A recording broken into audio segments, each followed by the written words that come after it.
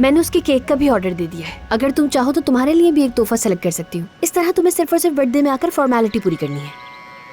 अच्छा खैर, इतने ताने बहुत हैं आज के लिए। शाम के लिए भी कुछ बचा के रख लो तुम। मैंने पूछा था मैं ऐसा क्या करूं? Up to you.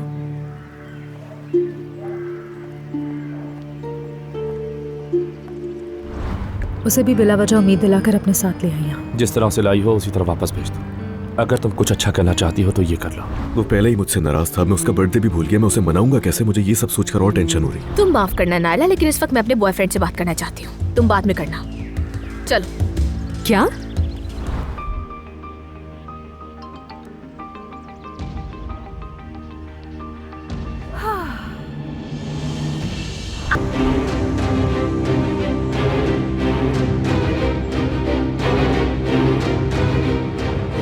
मोहब्बत बदुआ बन गई है।